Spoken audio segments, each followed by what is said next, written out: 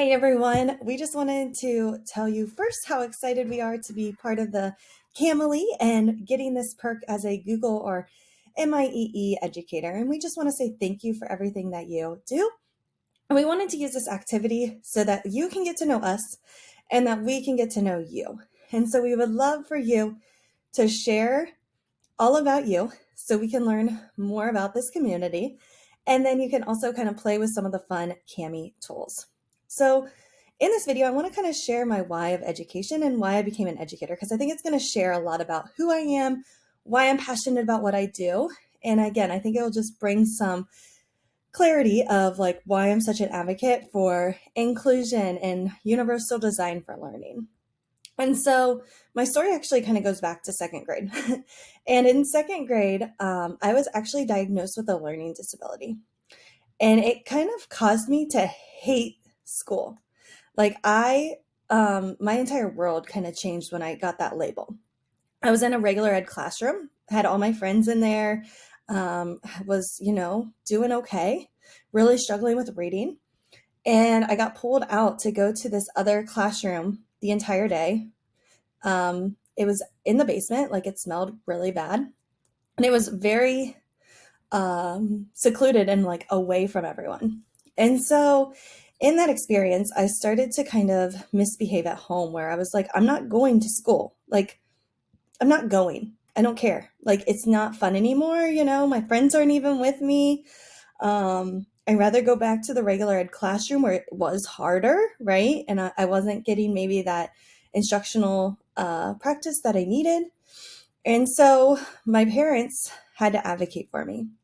And my parents had to really push for me to go back into the regular ed classroom and kind of start that inclusion practice. And again, inclusion was not really popular when I was starting in school like it is today. And so again, they had to push, they had to advocate, they had to explain why I needed to be in this environment.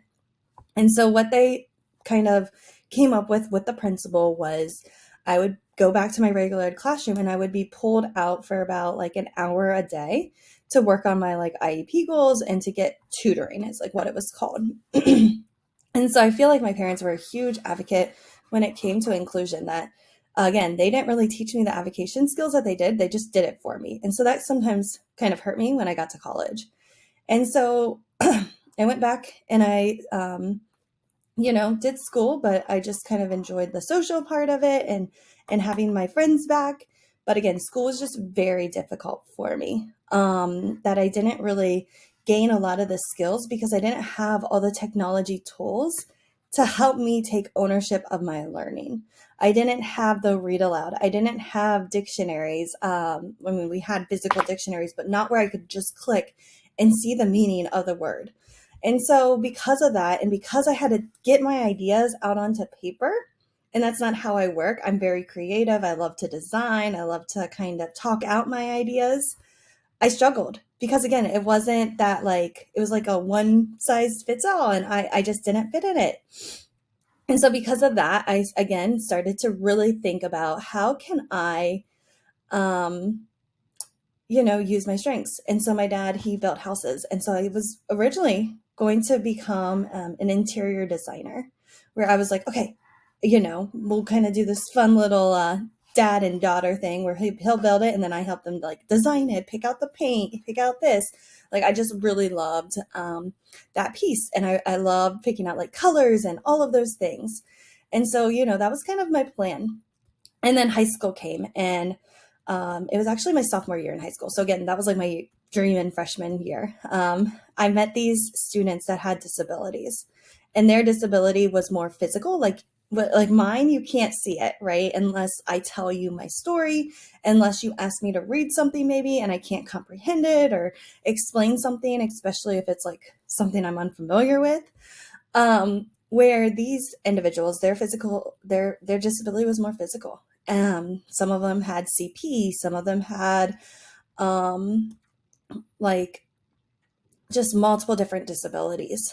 And I became best friends with them. I met them in my gym class because again, inclusion started to become more prevalent in my school district. And so they would come to my gym class and I would hang out with them. And I was like, how How do I get more of this? How do I help these people really strive? And so again, I had this passion for special education. And I decided then that I was going to go to school to be a special education teacher. And my first year was very difficult because, again, I was fighting a lot of the things that my parents had to fight. So I had to learn how to advocate for my students. I had to learn to teach them how to use technology. And this is like back when Google Classroom like just first came out. Like that's the first tool I ever used. And it was like the old brand new Google Classroom, right? And so with these students, I was just showing them all of the different things when it came to using technology and how it could aid and support them in their education. That my district actually saw how much of an advocate and how much my students were striving with kind of taking ownership over their learning so that way they could really learn and strive as adults. And so, because of that, I became an instructional technology coordinator and a coach, and I started helping teachers implement technology. And again, my passion is to support students that really struggle, just like I did. And so, because of that, I kind of came with the universal design for learning, where I was like, okay, we've got to find technology and use tools that is really going to support every single learner in your class. And we need to be able to present information in multisensory ways. And sometimes that is using um, all of the different text features where students can listen to audio, they can see the text, they're able to also actually do something with it.